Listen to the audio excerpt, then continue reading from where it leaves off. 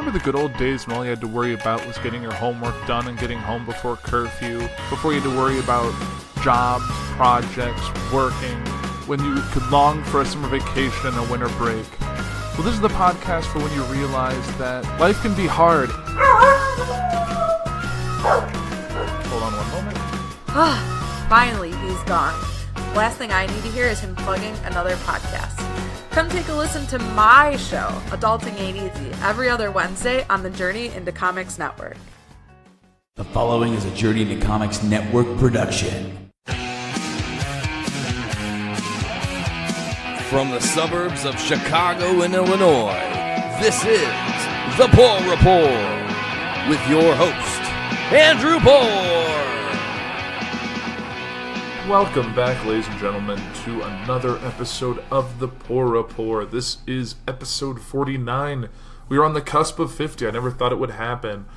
And if my voice sounds a little different, it's because I'm recording from another new location, and this isn't even in the state of Illinois. I am currently in Utah for work, and that's a whole other thing to talk about, but I'm in Utah, out west. I can look out my hotel window and see mountains. It is like 90 degrees, which I never thought it would actually be in Utah, because when I was here in January, it was like 20 degrees, so definitely a big change in the last 6 months. But I'm here to bring you the news, and there's definitely a lot to talk about. Now, just to precurse, I am not going to be talking about the Michael Cohen Trump news that's going on. It's still developing. I don't feel comfortable really diving into it yet, so I'm going to talk about some other news that's kind of pertinent to that. But I'm going to start off right away with what I talked about on last week's show regarding James Gunn. So since that news came out about James Gunn firing and Disney letting him go due to some past tweets, earlier today, actually, yesterday, that's the time I'm recording, so earlier on Monday, the cast basically gave a petition. They wrote a letter, put it out on social media, basically saying, like, hey. So here's the article from The Verge regarding this. So on July 20th, Walt Disney Studios issued a surprise announcement that it was firing James Gunn, director of the Marvel Cinematic Universe film Guardians of the Galaxy and its 2017 sequel. The studio is responding to an unearthed series of off-color jokes he made on Twitter between 2008 and 2012 those tweets made light of pedophilia and child abuse, leading to online outrage. Gunn issued an apology on Twitter stating, in part, "Many people who have followed my career know when I started. I viewed myself as a provocateur, making movies and telling jokes that were outrageous and taboo. As I have discussed publicly many times, as I've developed as a person, so is my work and my humor. It's not to say I'm better, but I'm very, very different than I was a few years ago. Today I try to root my work in love and connection, less in anger. My dad says something just because it's shocking and trying to get a reaction are over. My days saying something just because it's shocking and trying to get a reaction are over." Gunn's cast on the Guardians film initially responded to the news cautiously or obliquely, if at all. Actor Michael Rooker, who plays alien pirate Yondu Udata, I don't think I've actually ever said his last name before, in the first two films, deleted his Twitter account in solidarity, stating on the service, "The account will be inactive after today. We're very tired and upset over all the ongoing bullshit. Neither I nor my rep will use Twitter again. Twitter sucks and I want nothing to do with it." Dave Bautista, who plays Drax the Destroyer, responded on Twitter with outspoken anger and sarcasm. But today the cast has issued a collective open letter to Disney, posting to various Twitter and Instagram accounts, expressing their support and calling for Gunn's reinstatement. Here's the open letter. An open letter from the cast of Guardians of the Galaxy. To our friends and fans. We fully support James Gunn. We were all shocked by his abrupt firing last week and have intentionally waited these 10 days to respond in order to think, pray, listen, and discuss. In that time, we've been encouraged by the outpouring of support from fans and members of the media who wish to see James reinstated as director of Volume 3, as well as discouraged by those so easily duped into believing that many outlandish conspiracy theories surrounding him. Being in the Guardians of the Galaxy movies have been a great honor in each of our lives. We cannot let this moment pass without expressing our love, support, and gratitude for James. We are not here to defend his jokes of many years ago, but rather to share our experience having spent many years together on set making Guardians of the Galaxy 1 and 2. The characters he has shown in the wake of his firing is consistent with the man he was every day on set. And his apology now and from years ago when first addressing these remarks, we believe is from the heart. Our heart we all know, trust, and love. In casting, each of us help him tell the story of misfits who find redemption. He changed our lives forever. We believe the theme of redemption has never been more relevant than now. Each of us looks forward to working with our friend James again in the future. His story isn't over, not by a long shot. There's a little due process in the court of public opinion. James is likely not the last good person to be put on trial. Given the growing political divide in this country, it's safe to say instances like this will continue. Although we hope Americans from across the political spectrum can ease up on the character assassinations and stop weaponizing mob mentality, is our hope that what has transpired can serve as an example for all of us to realize the enormous responsibility we have to ourselves and to each other regarding the use of our written words when we etch them in digital stone. That we as a society may learn from this experience and in the future will think twice before we decide what we want to express, and in so learning perhaps can harness the capability to help and heal instead of hurting each other. Thank you for taking the time to read our words, the Guardians of the Galaxy. Signed, Chris Pratt, Zoe Saldana, Dave Bautista, Bradley Cooper, Vin Diesel, Karen Gillian, Michael Rooker, Palm Clementif, and Sean Gunn.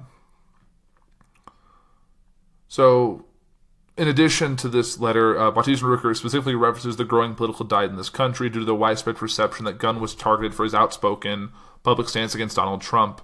The tweets that got him in trouble were found and publicized by a group of alt-right media personalities, most notably Pizzagate conspiracy theorist Mike Cernovich, who previously used a similar tactic to persuade MSNBC to fire contributor Sam Cedar.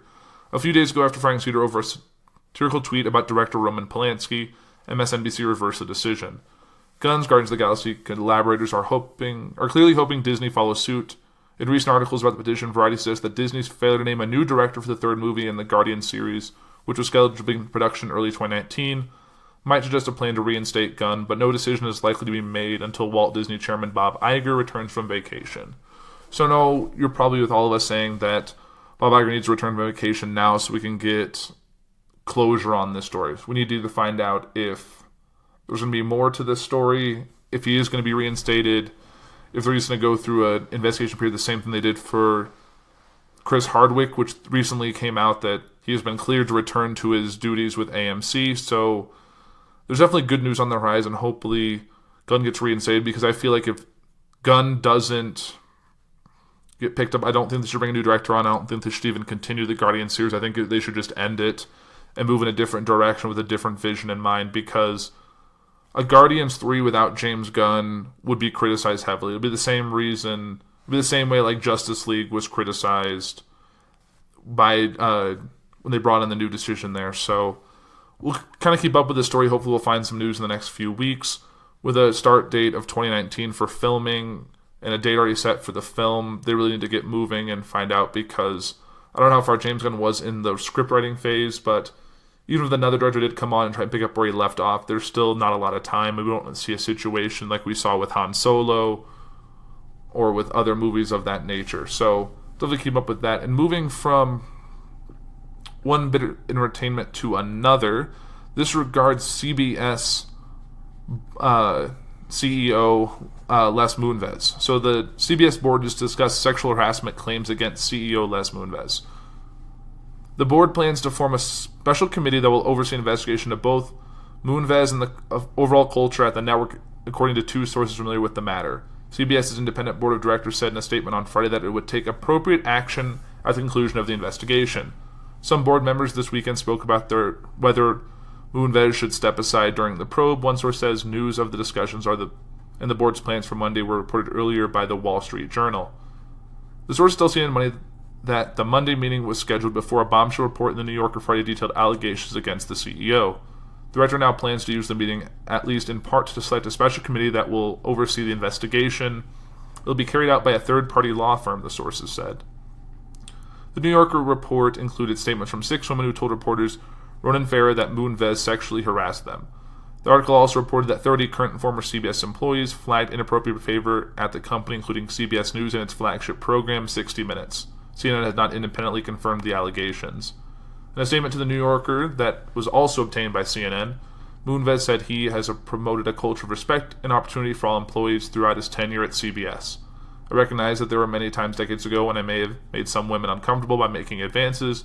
Those were mistakes and I regret them immensely, but I always understood and respected and abide by the principle that no means no, and I've never misused my position to harm or hinder anyone's career, Moonves, who serves as CBS's executive chairman and CEO, said. He added, "This is a time when we're all appropriately focus on how we will improve our society, and we at CBS are committed to being part of the solution.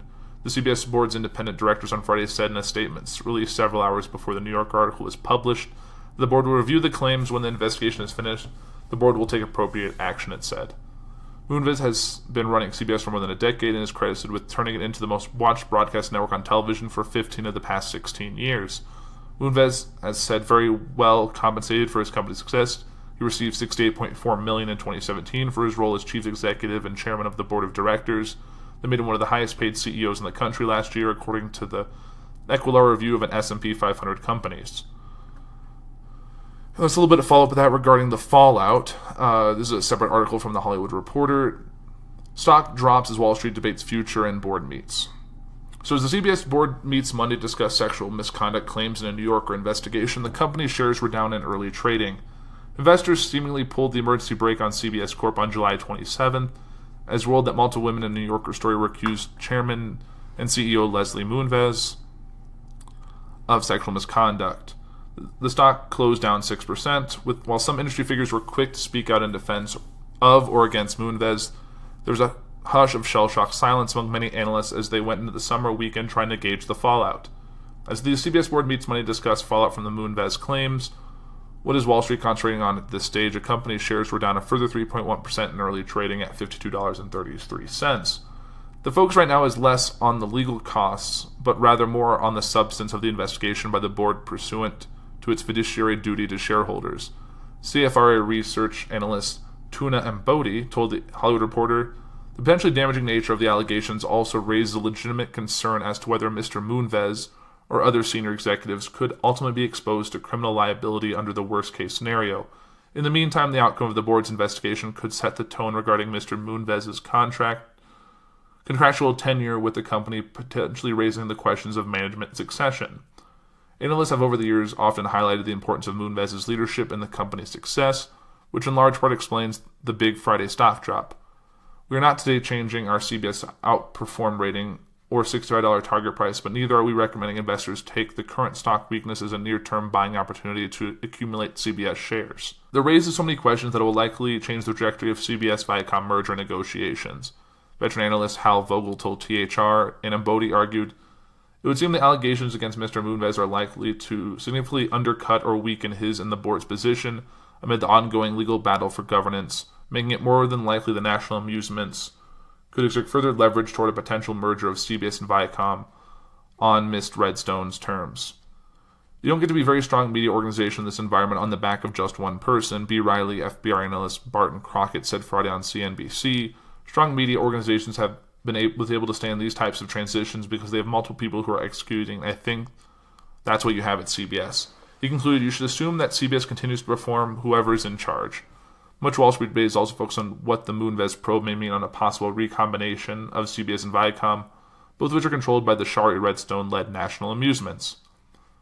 One of the few analysts to perform a report quickly and before the New Yorker put out its report by Ronan Farrow was Cohen and Company's Doug Kreutz. A messy situation gets messier, he wrote, while maintaining his sector best outperform rating on the stock and highlighting the legal showdown between CBS and controlling shareholder National Amusements about control of the company.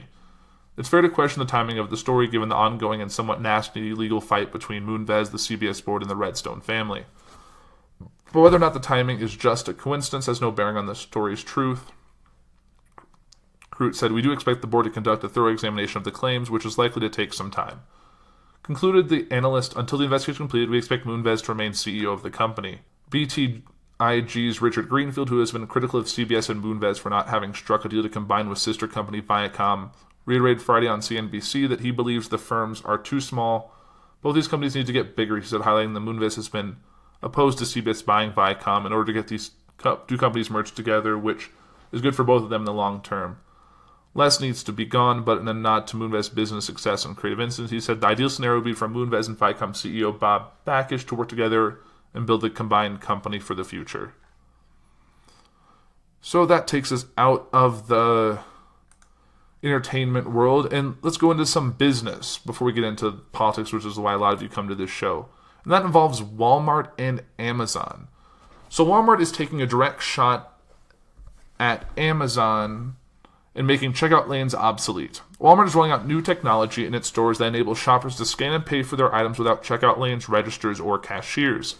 Here's how it works. Shoppers download Walmart's Scan and Go app, then scans the barcodes of the items they wish to purchase. Once they are finished shopping, they click a button to pay for their goods and show their digital receipt to a store greeter on their way out the door. Amazon revealed plans in December to introduce a similar technology to its own brick-and-mortar grocery concept called Amazon Go, which is still in the planning phases. But Walmart is leaping ahead of Amazon and already rolling it out to more than a dozen stores in Texas, Florida, South Dakota, Arkansas, Georgia, and Kentucky. For shoppers without smartphone, the retailer provides handheld scanners. The stores also have options for customers who don't want to link up credit cards to their Scan and Go accounts. Those customers can simply click Finish on the app, then report to a self-checkout register where they will scan a barcode for their total purchase and pay for their goods. Shoppers in Waxahachie, some city in Texas, are among the first to use the new technology. It makes shopping easier because you can actually see what your total is before getting up to the register. You can scan it and it'll show you your purchase of everything and what your total is. You can keep track of what you're spending, and I think that's cool. Kind of like the Jetsons, another patron told the Daily Light. This is Walmart's second attempt at Scan and Go technology. Walmart first launched technology in stores 3 years ago, but it never caught on.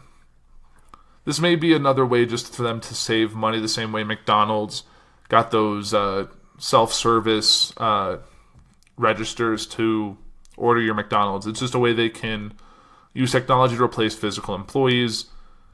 And presumably you're going to be putting your items in your cart and then putting them in bags, or you already have bags with you. I'm not sure how that whole process will work.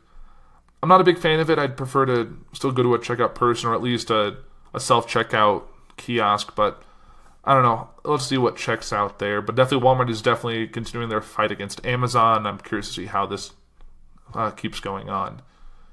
And another bit of, it's not really not business news, it was just interesting news that I saw. And this is just a very millennial-sounding article. So, teen burglar woke up sleeping couple to ask for Wi-Fi access, police say. So, a teen broke into a home in California shortly after midnight last Saturday and woke up a sleeping couple to ask to use their Wi-Fi network, authorities said. The Palo Alto homeowner told police he got out of bed and shoved the 17-year-old suspect down the hallway and out the front door, then called 911. The teen was arrested about a block away. The couple's been asleep in their bedroom when they were awakened by the unknown suspect speaking to them and asking to use their Wi-Fi network, Palo Alto police said in a statement. Officers determined the suspect had climbed into the home after cutting a screen covering an open window in the side yard. Police said the suspect's motive for entering the home is unknown, but the victim reported that the 2 kitchen knives were missing from a kitchen drawer. That's kind of creepy. Police arrested the teen for residential burglary, prowling, and providing false information to an officer. They did not release any information about him because he's a minor. Teen allegedly, authorities believe the suspect is being behind a bike theft earlier the same night from a backyard in another home in Palo Alto. In that incident, a woman said she noticed a man outside her bedroom window, motioning that he wanted to talk to her. The woman notified another resident of the home, an adult in his late teens, and together the two of them confronted the suspect in the side yard. The suspect asked us to use their Wi-Fi network because he was out of data. The residents ordered the suspect to leave and then watched him ride away on a bicycle. They did not notify the police at the time. The next day, a man living at the home reported that his surveillance video captured the suspect stealing his bike from the backyard, police said. Authorities found the bike near the location where they detained the suspect. Man, that is definitely a millennial burglar if I've ever seen one. And I know millennial is kind of has a negative connotation, even though it means basically anyone in their 20s to late 30s, I believe.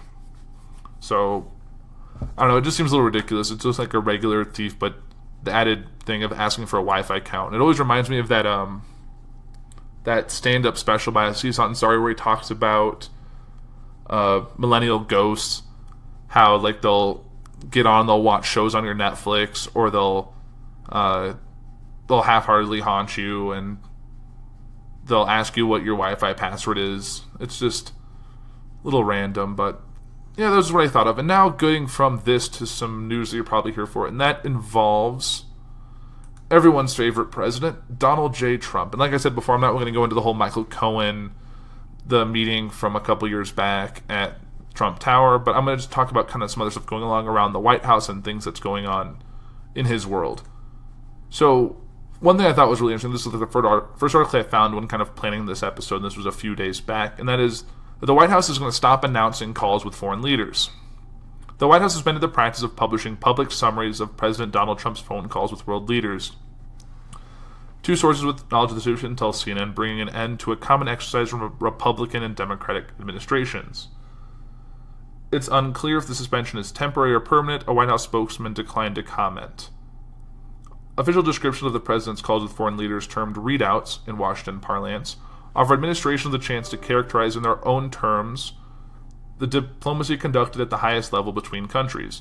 While news is rarely contained in the rote, often dry descriptions, they do offer the only official account that a phone call took place. Readouts are still released internally. Trump has at least 2 calls with other leaders in the last 2 weeks, including Turkish President Recep Tayyip Erdogan and Israeli Prime Minister Benjamin Netanyahu. The White House confirmed that the calls took place after they were reported by foreign media, but declined to elaborate on what was said. The White House has not published a readout on a call between Trump and world leaders since mid-June, when he called to congratulate the Hungarian Prime Minister on his re-election victory.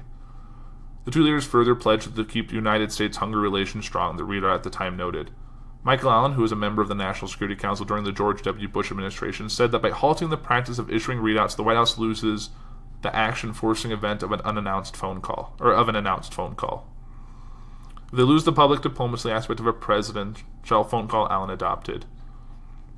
Calls with world leaders are highly coordinated events that in the past have required careful planning by the president's national security team. Leaders are typically patched through the Situation Room, and sometimes aides listen in. Once the call is over, both sides typically publish a readout of what was discussed. However, readouts have been known to differ between governments. After Trump spoke with Canadian Prime Minister Justin Trudeau in April 2017, the two sides offered vastly different accounts of what was discussed. President Donald J. Trump and Prime Minister Justin Trudeau spoke today. The two leaders discussed the dairy trade in Wisconsin, New York State, and various other places. It was very amicable. A little tongue-tied today. It was a very amicable call, the White House version read. Canada's readout was more descriptive. The Prime Minister and the President reaffirmed the importance of the mutually beneficial Canada-U.S. trade relationship. On the issue of softwood lumber, the Prime Minister refuted the baseless allegations by the U.S. Department of Commerce and the decision to impose unfair duties. Tony Blinken, who served as Deputy Secretary of the State in the Obama administration from 2015 to 2017, said there are 2 main reasons why issuing the readouts are important. One is transparency, Blinken told CNN. There's a public interest in knowing who we talked to and what was talked about. Secondly, these readouts help shape the narrative.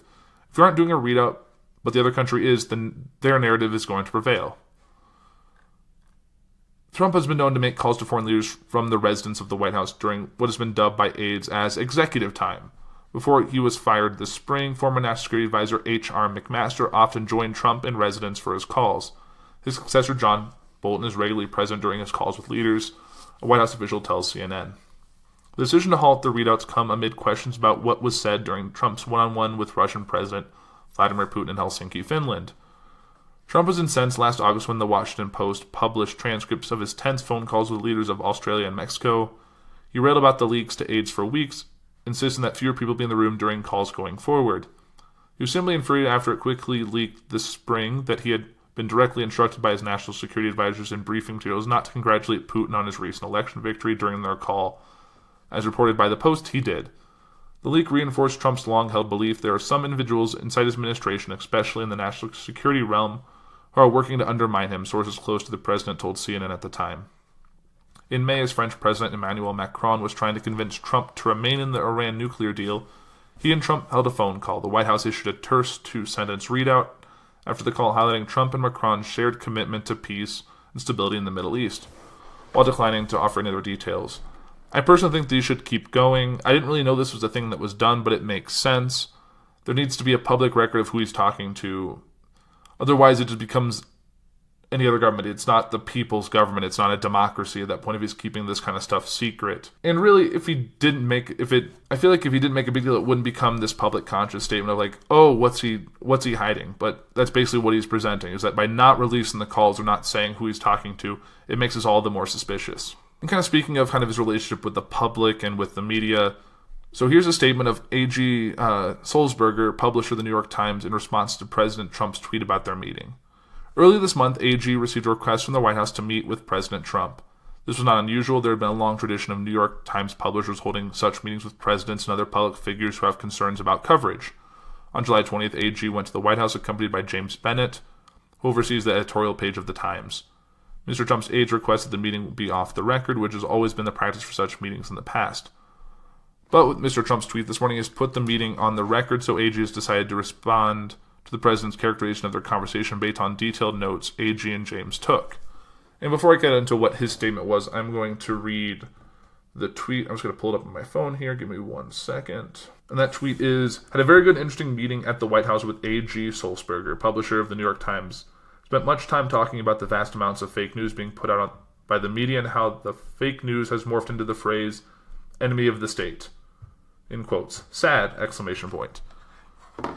So, and then his statement was, my main purpose for accepting the meeting was to raise concerns about the president's deeply troubling anti-press rhetoric. I told the president directly that I thought that his language was not just divisive, but increasingly dangerous. I told him that although the phrase fake news is untrue and harmful, I am far more concerned about him labeling journalists the enemy of the people. I warned that this inflammatory language is contributing to a rise in threats against journalists and will lead to violence. I repeatedly stressed that this is particularly true abroad, where the president's rhetoric is being used by some regimes to justify sweeping crackdowns on journalists. I warned that it was putting lives at risk, that it was undermining the democratic ideals of our nation, that it was eroding one of the country's greatest exports, a commitment to free speech and a free press. Throughout the conversation, I emphasized that if President Trump, like previous presidents, was upset with coverage of his administration, he was, of course, free to tell the world. I made clear repeatedly that I was not asking for him to soften his attacks on the Times if he felt our coverage was unfair. Instead, I implored him to reconsider his broader attacks on journalism, which I believe are dangerous and harmful to our country. And I agree. I think all the news isn't fake.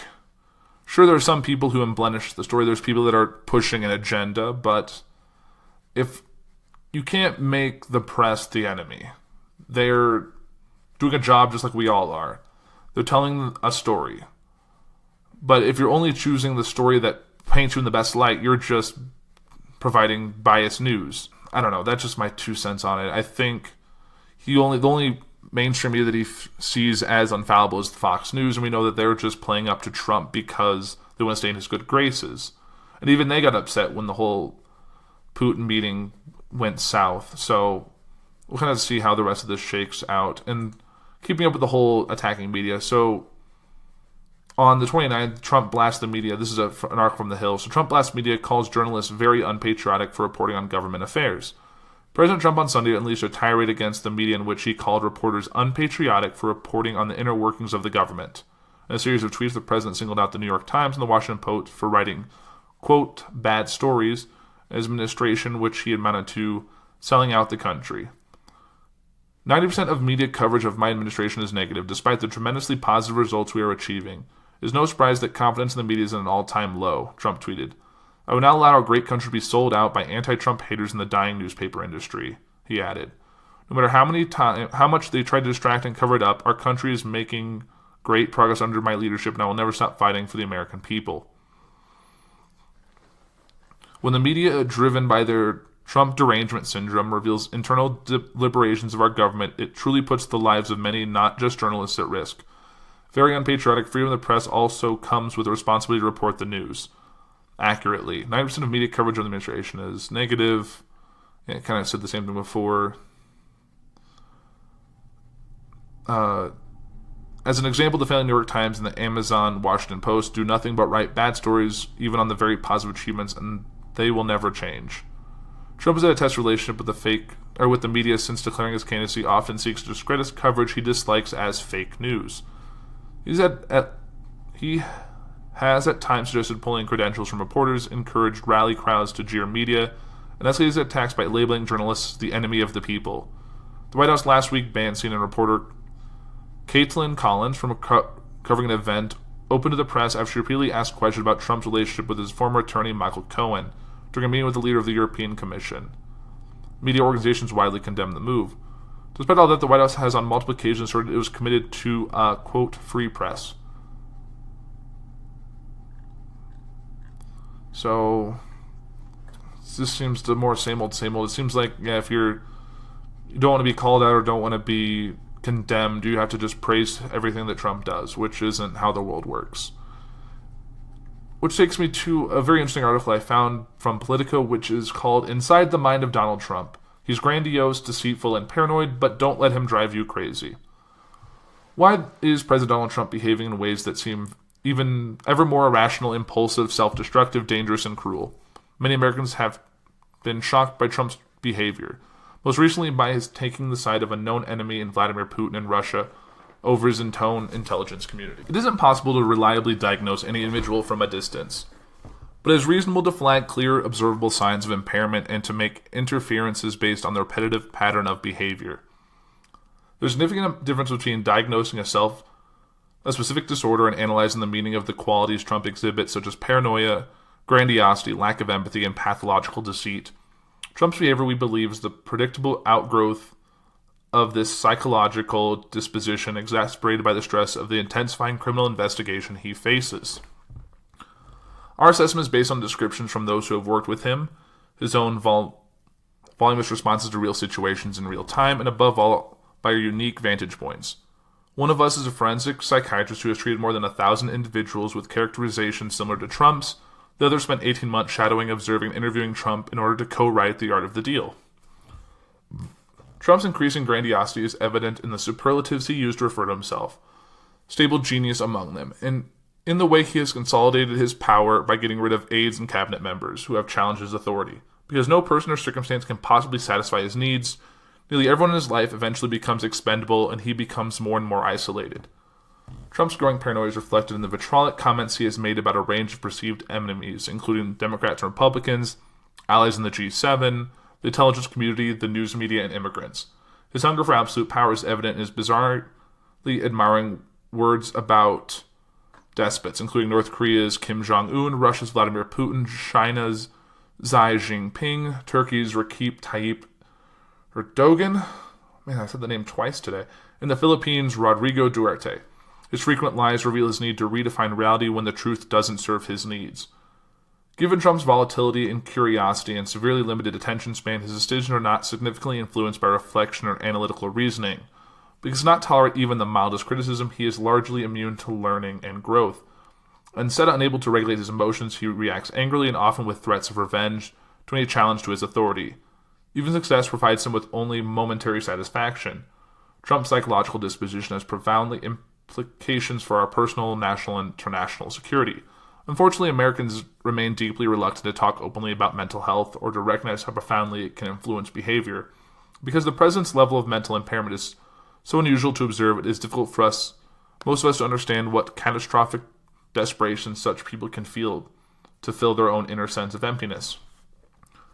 Trump described to Tony a cold father with whom his relationship was almost businesslike and a mother who was mostly uninvolved in his life.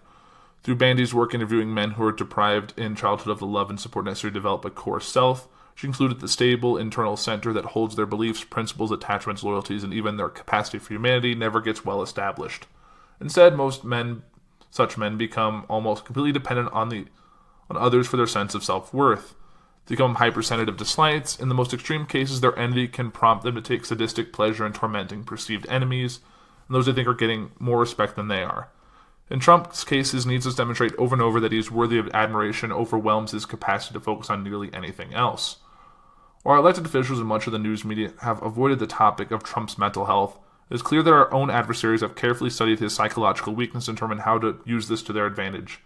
As we saw during his negotiations with Putin and Kim Jong-un, ironically, our own intelligence community isn't this sort of analysts about foreign leaders.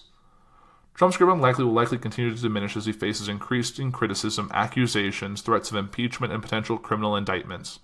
We can expect him to become more desperate, more extreme in his comments, more violent in his threats, and more reckless and destructive in his actions.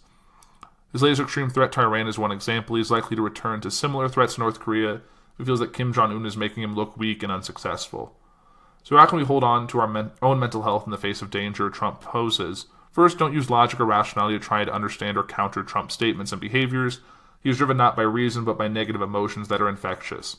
Trump thrives on creating fear and sowing confusion. He lies without guilt. Don't match his emotion with your own. Second, be clearer than ever about your core values, beliefs, and principles, and rely on them for guidance and comfort. Especially when you're feeling most triggered and fearful, challenge every day the natural inclination to feel overwhelmed, fatigued, or numb in the face of Trump's behavior. This is what people with his psychological inclination count on. Trump is aware that whenever he says repeatedly, no matter how outrageous, many people are likely to believe or at least stop resisting. Lastly, recognize that fear is your enemy. Holding on to the opposition of realism and optimism is the best antidote. James Stockdale, a Navy Vice Admiral, was imprisoned for 8 years in North Vietnam and tortured repeatedly. What he said afterwards, how he survived, is relevant for anyone dealing with feelings of helplessness and hopelessness. You must never confuse faith that you'll prevail in the end, which you can never afford to lose, with the discipline to confront the most brutal facts of your current reality, whatever they might be. Now, I don't necessarily agree with everything in this, but it does give some interesting, I kind of lost the word it is, gives some interesting meaning to some of Trump's behaviors and actions. It kind of gives more weight behind those behaviors. So it's kind of an interesting point here, and it's definitely worth further discussion and further research into his, like the article says, the mind of Donald Trump.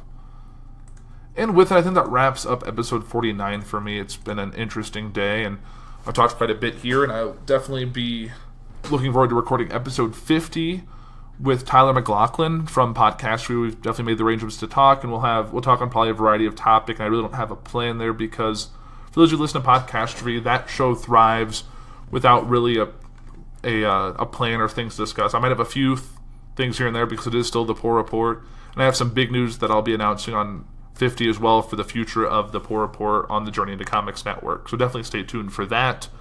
You check out all the other shows we have on the network, like Podcastery, and like the other shows I'm involved with, like Foodies Watching Movies, which just had their finale. We can check out the Ultimate 80s bracket, as well as the show I do with my fiance Liz, which is Adulting Ain't Easy, which you have another episode coming out tomorrow. So definitely stay tuned for that. We definitely talk about everyone's favorite thing, which is being social. So definitely check out all of that and just keep up with what's going on in the world because every day there's something new to discuss.